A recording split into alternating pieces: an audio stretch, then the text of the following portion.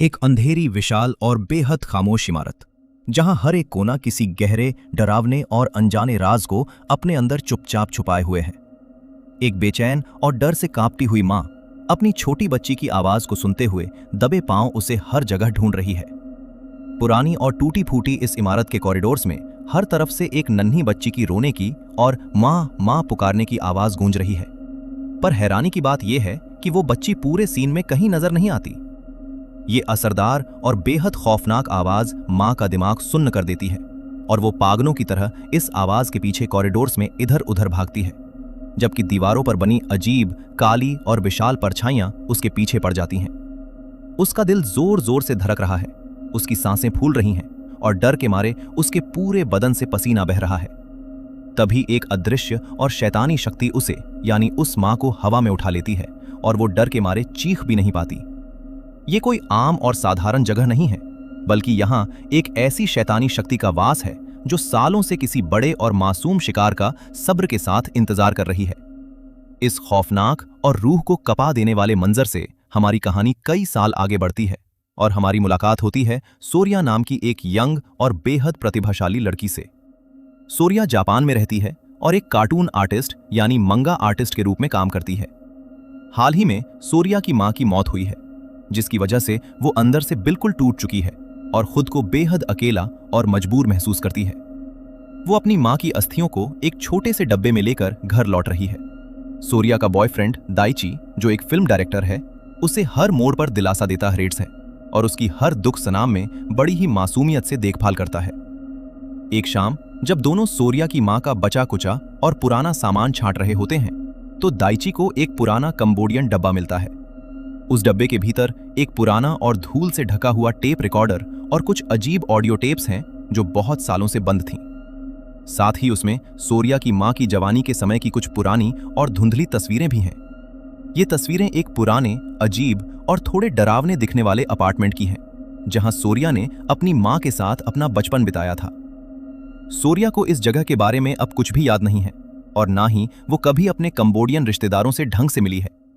वो पूरी रात सो नहीं पाती, क्योंकि जब भी वो अपनी आंखें बंद करती है, उसे वही पुरानी इमारत, गंदा कॉरिडोर और अंधेरा कमरा अपने सपनों में दिखते हैं, जैसे कोई शैतानी शक्ति उसे वहां आने का इशारा कर रही हो। अगले दिन सोरिया अपने मंगा ऑफिस जाती है ताकि अपने खड़ूस बॉस को नया काम दिखा सके। सोरिया का बॉस मिस्टर होंग उसकी नई मंगा को देखता है, जो सोरिया ने अपने बचपन की अधूरी और धुंधली कंबोडियन यादों के आधार पर बनाई है। मिस्टर होंग उसे साफ और सपाट शब्दों में बोलता है कि ये कहानी अधूरी है और इसमें वो डर, रोमांच और गहराई नहीं है जो आम तौर पर पाठकों को पसंद आए। अगर उसे इस मांगा को सच में हिट बनाना है, तो उसे अपने बचपन के हादसे के और करीब जाना होगा और उस अधूरे कंबोडियन सच को ढूंढना होगा। सोरिया को धीरे धीरे समझ आता है कि उसकी मां ने उससे अपने अतीत के बारे में बहुत कुछ छुपाया था और इसके पीछे कोई बहुत बड़ी वजह थी जो अब तक सामने नहीं आई। शाम को जब सोरिया और दाइची धूप ढलते वक्त रास्ते पर घूम रहे होते हैं, तो दाइची उसे बताता है कि उसने उन पुरानी तस्वीरों के सहारे उस अपार्टमेंट बिल्डिंग का ठीक ठीक पता लगा लिया है जो कंबोडिया में है। दाइची उसे एक बेहद दिलचस्प और जरूरी सुझाव देता है कि अगर वो दोनों वहां जाएं, तो सोरिया को उसकी मांगा के लिए एक बेहतरीन और खौफनाक एंडिंग मिल सकती है और वो अपने कंबोडियन परिवार से भी मिल सकेगी। सोरिया पहले थोड़ा हिचकिचाती है और डर महसूस करती है, पर आखिरकार वो कंबोडिया जाने के लिए तैयार हो जाती है, क्योंकि उसे उस अधूरी कहानी को हर हाल में पूरा करना था। कुछ दिनों के बाद दोनों एक नए हौसले के साथ कंबोडिया के एयरपोर्ट पर उतरते हैं। वहां उन्हें लेने के लिए थप नाम का एक चालाक और थोड़ा अजीब कंबोडियन लड़का आता है, जो उन्हें उस अपार्टमेंट तक ले जाने वाला था। उनका टैक्सी ड्राइवर जाम एक भला और समझदार कंबोडियन आदमी लगता है, जो रास्ते में दाइची से इंग्लिश में बातें करता है। जब जाम को पता चलता है कि सोरिया हाफ कंबोडियन है और वो उसी पुराने अपार्टमेंट में जा रही है, तो उसके चेहरे का रंग अचानक उड़ जाता है और वो घबरा जाता है। जाम सोरिया को उस भटकती इमारत के बारे में कुछ जरूरी चेतावनी देने की कोशिश करता है, पर थप बीच में ही बात काटकर उसे चुप करा देता है और दूसरी बातें शुरू कर देता है। सोरिया और दाइची को लगता है कि यहाँ कुछ तो अजीब चल रहा है, जिसे जानबूझकर उनसे छुपाया जा रहा है। आखिरकार उनकी गाड़ी उस विशाल और खंडर इमारत के सामने रुकती है। इमारत की हालत बेहद खराब, धूल से भरी, टूट फूट से भरी और भयानक है, जिसे देखकर कोई भी कमजोर दिल वाला डर से कांप जाए। जाम गाड़ी से उनका सामान उतारता है और चुपके से दाइची को अपना फोन नंबर देकर बोलता है कि अगर रात के अंधेरे में भी उन्हें यहां से भागना पड़े तो वो एक कॉल पर उन्हें लेने आ जाएगा और उन्हें सुरक्षित निकाल देगा। तब उन दोनों को लेकर अंदर ले जाता है। कॉरिडोर्स में दबे पांव चलते हुए उन्हें एक लड़की मिलती है जो अजीब तरीके से कंबोडियन ट्रेडिशनल डांस कर रही होती है, जिसके मूव्स बेहद अजीब, अस्वाभाविक, गंदे और डरावने होते हैं। तभी अचानक सारे अपार्टमेंट्स के दरवाजे खुलते हैं और अंदर से लोग निकलकर सोरिया और दाइची को बड़े क्रीपी और सुनसान तरीके से घूरने लगते हैं, जैसे उन्हें किसी नए शिकार का इंतजार था। तब उन्हें उनके रेंटेड कमरे में ले जाता है और बताता है कि वो इस जगह का प्रॉपर्टी मैनेजर है और उसने ही सोरिया की मौसी माओ से उनका रिश्ता जोड़ा था। तभी वहां सोरिया की मौसी माओ आती है, जो सोरिया की मां की बड़ी बहन है। माओ सोरिया को बड़े प्यार से गले लगाती है, पर एक बेहद अजीब बात बोलती है कि इस जगह पर आना सोरिया की किस्मत में लिखा था और वो अपनी डेस्टिनी से कभी भाग नहीं सकती, क्योंकि ये उसकी किस्मत का लिखा है। बाद में सोरिया और दाइची बिल्डिंग के आंगन में घूमते हैं, जहां उन्हें एक छोटा मंदिर यानी श्राइन दिखता है। उस श्राइन के अंदर 2 बड़े पुतले हैं और उनके पीछे अंधेरे में एक छोटे बच्चे का पुतला छुपाया गया है, जो बेहद अजीब और भयानक लगता है। दाइची को यह देखकर बहुत अजीब लगता है, क्योंकि आम कंबोडियन श्राइन्स में बच्चों के पुतले नहीं रखे जाते। उस शाम माओ उन दोनों को अपने घर डिनर पर बुलाती है, जहां सोरिया अपनी कजिन एलिस और मौसा निमल से मिलती है। खाना खाने के बाद माओ उन्हें एक लाल रंग के कमरे में ले जाती है, जहां हर तरफ तांत्रिक क्रियाओं का सामान और लाल धूप बिखरा है। एक चेयर पर एक बेहद बूढ़ी, बीमार और कमजोर औरत बैठी है, जिसका नाम सारन है। माओ उसे कटोरी साकिटेक्चर्स दूध पिलाती है और बताती है कि सारन इस पूरी कम्युनिटी के लिए बेहद महत्वपूर्ण है। सारन उन्हें देखकर बहुत अजीब ढंग से हंसती है, जो उन दोनों की रूह को कंपा देता है और उनके दिल में एक अनजाना डर पैदा कर देता है, जिसे वो चाहकर भी भूल नहीं पाते। रात के वक्त जब सोरिया और दाइची अपने कमरे में सो रहे होते हैं, तो कॉरिडोर्स में अजीब ढंग की रहस्यमयी आवाजें आने लगती हैं, जिसे सुनकर दोनों की नींद खुल जाती है। बहुत सारे लोग सफेद कपड़े पहनकर हाथ में जलती हुई अगरबत्ती लिए कॉरिडोर्स में मंत्र पढ़ते हुए घूम रहे होते हैं। सोरिया को एक शैतानी रिचुअल के फ्लैशेस दिखते हैं, जहां किसी जानवर या इंसान का गरम गरम खून बहाया जा रहा था और दीवारों पर लगाया जा रहा था। अगले दिन छोटी एलिस सोरिया और दाइची के साथ खेलने आती है और उन्हें इमारत के उन हिस्सों में ले जाती है जो बिल्कुल खंडर बन चुके हैं और जहां कोई भी आम लोग नहीं जाते। एलिस उन्हें इमारत की सबसे ऊंची मंजिल पर ले जाती है, जहां एक अजीब सा गोल रूम है, जिसे देखकर लगता है कि पुराने जमाने में वहां लोगों को बेहद दर्दनाक और खतरनाक सजा दी जाती थी। सोरिया इन सब डरावनी और अजीब चीजों को बड़े ध्यान से देख रही होती है, ताकि अपनी मंगा में इन्हें लिख सके और ढंग से उनका चित्रण कर सके। लेकिन तभी अचानक एलिस उनकी नजरों से बिल्कुल ओझल हो जाती है और गायब हो जाती है। दोनों घबराकर उसे पूरी बिल्डिंग के कोने कोने में ढूंढने लगते हैं। बेहद हैरानी की बात यह होती है कि जो एलिस कुछ ही सेकंड्स पहले सबसे टॉप फ्लोर पर थी, वो अचानक सबसे नीचे ग्राउंड फ्लोर पर मिलती है। इतनी जल्दी नीचे पहुंचना किसी भी आम इंसान के लिए बिल्कुल नामुमकिन था, जिसे देखकर दाइची भी घबरा जाता है। उसी रात दाइची जब अपने कैमरे से खींची हुई तस्वीरों को कंप्यूटर पर चेक कर रहा होता है, तो एक फोटो में उसे एक छोटी बीमार लड़की दिखाई देती है, जिसके चेहरे पर कोई भाव नहीं थे। दाइची को बिल्कुल याद नहीं था कि उसने कब और किस मंजिल पर इस लड़की की फोटो खींची थी। तभी अचानक पूरे बिल्डिंग की लाइट्स चली जाती हैं और भयंकर अंधेरा छा जाता है। कॉरिडोर से पायल की छम छम आने लगती है, जो बेहद तेज और खौफनाक लगती है। जब वो दोनों बाहर निकलकर देखते हैं, तो वही डांसर लड़की बिल्कुल उल्टी होकर दीवारों पर स्पाइडर की तरह चल रही होती है और शैतानी ट्रेडिशनल डांस कर रही होती है। वो दोनों डर के मारे अपने कमरे में वापस भाग आते हैं और दरवाजा अंदर से बंद कर लेते हैं और रात भर सो नहीं पाते। अगले दिन दाइची को अपने फिल्म के काम के सिलसिले में 2 दिन के लिए शहर से थोड़ा बाहर जाना पड़ता है। सोरिया उसके साथ जाना चाहती थी, ताकि अकेली ना रहे और डर से बची रहे। पर तभी उसके बॉस मिस्टर होंग का फोन आता है, जो मांगा की कहानी को 1 हफ्ते में सबमिट करने का सख्त दबाव बनाता है। सोरिया दाइची को अकेले जाने के लिए बोलती है और खुद कमरे में बैठकर अपनी माँ के पुराने टेप्स को सुनने लगती है। एक टेप में सोरिया की माँ अपनी बहन माओ से बेहद डरकर बात कर रही होती है और बताती है कि यह अपार्टमेंट बिल्डिंग शैतानी शक्तियों का घर है और वो अपनी नन्ही बेटी सोरिया को यहाँ से दूर ले जा रही है, ताकि उसे बचा सके और इस बुराई से दूर रख सके। सोरिया ये सब सुनकर बेहद डर जाती है और सच का पता लगाने के लिए मौसी माओ के लाल कमरे की तरफ दबे पांव जाती है। वहां जब वो पहुंचती है तो देखती है कि माओ बीमार और अजीब सारन के पास बैठी है।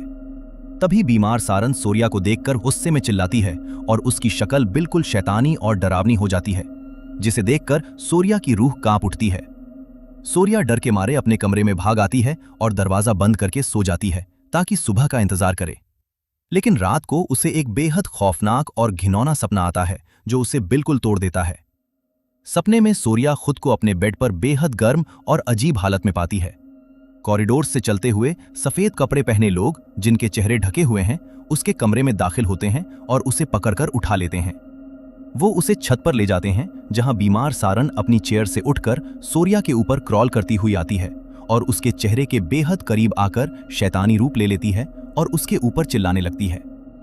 सूर्या की आंख खुलती है तो वो पसीने से लथपथ होती है और डर के मारे कांप रही होती है।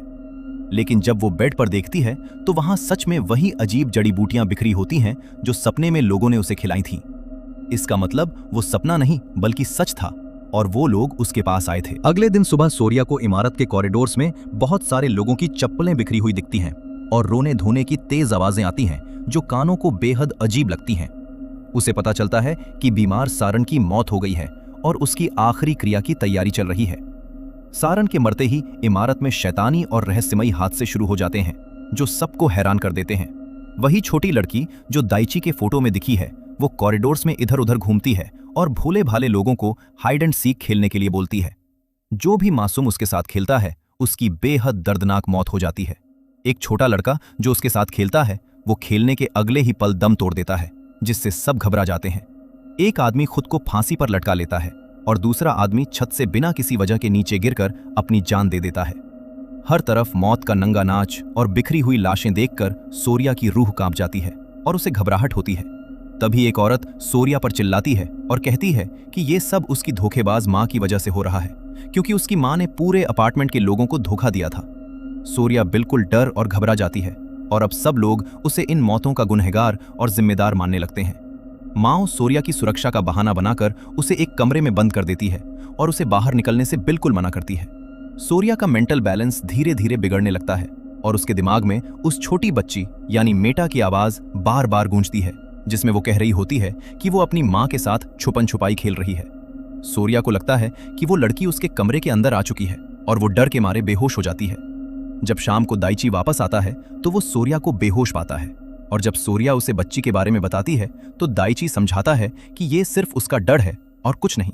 पर दाइची के दिल में भी अब थोड़ा डर बैठ चुका है। तभी माओ सूर्या के लिए एक अजीब और काले दिखने वाले जूस या शेक लेकर आती है, जिसमें से डरावनी महक आ रही है। सूर्या को अचानक ही अपने दिमाग के किसी कोने से एक नाम याद आता है जो उसने अपने बचपन में कंबोडियन भाषा में सुना था, मेटा। सूर्या माओ से पूछती है कि क्या मेटा वही छोटी लड़की है जो इस बिल्डिंग में मौत का खेल खेल रही है। मेटा का नाम सुनते ही माओ के चेहरे के भाव बदल जाते हैं और वो घबरा जाती है, पर वो झूठ बोलती है कि उसने ये नाम कभी नहीं सुना। माओ सूर्या को जबरदस्ती वो शेक पिलाने की कोशिश करती है, जिस पर दाइची को गुस्सा आ जाता है और वो शेक का गिलास माओ के ऊपर गिरा देता है। माओ गुस्से में और बदला लेने की भयंकर भावना से चली जाती है। दाइची सूर्या को समझाता है कि ये लोग बेहद अजीब और खतरनाक हैं और सूर्या की बीमारी का कारण शायद उनका दिया हुआ खाना और शेक ही है। सूर्या का जिस्म 2 दिनों में बेहद कमजोर और पतला हो चुका है, जैसे उसका जिस्म अंदर से सूख रहा हो और कोई उसकी ऊर्जा खींच रहा हो। दाइची सामान पैक करने लगता है ताकि वो दोनों हॉस्पिटल जा सकें और इस शैतानी जगह से हमेशा के लिए निकल सकें। लेकिन तभी कमरे में इमारत के लोग दाखिल होते हैं, एथलीट्स हैं, और बिना कुछ बोले दोनों पर जानलेवा हमला करके उन्हें बेहोश कर देते हैं। रात के वक्त जब सूर्या को होश आता है तो वो खुद को लाल कमरे में एक टेबल पर रस्सी से बंधा हुआ पाती है। माओ उसके पास बैठी होती है और बताती है कि सूर्या को अपनी मां के पापों का भुगतान करना होगा, क्योंकि मेटा ने उसे अपने नए जिस्म के रूप में चुन लिया है। मेटा असल में एक शैतानी आत्मा यानी डीमन है जो इस इमारत में रहती है। सूर्या की मां का पाप ये था कि जब मेटा ने बचपन में सूर्या को चुना था तो वो उसे बचाने के लिए जापान लेकर भाग गई थी और मेटा को उसकी वेसल से दूर कर दिया था। अब क्योंकि सूर्या वापस आ गई है तो मेटा उसके जिस्म पर कब्जा करेगी। सारे लोग मंत्र पढ़ते हैं और मेटा सूर्या के चेहरे पर क्रॉल करती हुई आती है और उसके अंदर दाखिल हो जाती है, जिससे सूर्या अचानक शांत हो जाती है। सूर्या बेहोश होकर एक सपने की दुनिया में चली जाती है जहां डर और मौत का साया है। उस सपने में उसे इमारत का अतीत दिखता है जहां हर तरफ लाशें बिखरी हैं और लाल आसमान है। उसे पता चलता है कि मेटा भी कभी एक नॉर्मल और मासूम कंबोडियन बच्ची थी, जिसे इस इमारत के लोगों ने अपनाया और उसकी मां को बेरहमी से मार डाला ताकि वो उसे बचा न सके। फिर उन्होंने उस बच्ची के जिस्म में मेटा डीमन को डाल दिया था। वही बच्ची बड़ी होकर सारन बनी थी, जिसके जिस्म में सालों से मेटा का वास था। अब सारन के मरने पर मेटा को नया जिस्म चाहिए था, इसलिए ये मौत का खेल शुरू हुआ, जिससे पूरा अपार्टमेंट हिल गया। सपने में सोरिया अपने ही शैतानी रूप से डरकर कॉरिडोर्स में भागती है और आखिरकार एक लाल कमरे में कैद हो जाती है, जिसकी दीवारें बंद हो रही होती हैं और उसकी सांसें रुकने लगती हैं। लेकिन असल दुनिया में दाइची ने किसी तरीके से लड़कर खुद को और सोरिया को बचा लिया था और उसे जगाता है। दोनों इमारत से भागने लगते हैं, पर लोग उन्हें हर जगह ढूंढ रहे होते हैं। रास्ते में जब माओ उन्हें ढूंढते हुए आती है तो सोरिया डर के मारे लोहे के डंडे से हमला करती है, पर गलती से वो डंडा माओ की मासूम बेटी एलिस को लग जाता है और उसकी मौत हो जाती है। माओ अपनी बेटी की लाश पर रो पड़ती है और सोरिया को भगवान का भयंकर श्राप देती है। दाइची और सोरिया इमारत से बाहर भागते हैं, जहां ड्राइवर जाम अपनी टैक्सी लेकर उनका बेसब्री से इंतजार कर रहा था। वो गाड़ी में बैठकर तुरंत भाग निकलते हैं। सोरिया जब पीछे मुड़कर देखती है तो उसे इमारत के टॉप फ्लोर से घूरती हुई मेटा दिखाई देती है, जो उस पर हंस रही थी। दोनों जापान वापस पहुंच जाते हैं, जहां सोरिया अपनी मंगा को पूरा करके पब्लिश करती है, जो बेहद हिट हो जाती है। लेकिन आखिरी मंजर बेहद खौफनाक और दिल दहलाने वाला है। दाइची सोरिया के लिए दूध का गिलास लेकर आता है, ठीक वैसे ही जैसे माओ बीमार सारन को पिलाती थी। सोरिया अब पूरी तरीके से मेटा के वश में हो चुकी है और उसने दाइची को भी अपने वश में कर लिया है। दाइची को उन्होंने कंबोडिया के पनिशमेंट रूम में कैद कर रखा है और सोरिया अब सारन की तरह शैतानी और शक्तिशाली बन चुकी है, जहां ये कहानी खत्म हो जाती है और एक नया शैतानी दौर शुरू होता है, जहां मौत के सिवा कुछ नहीं है।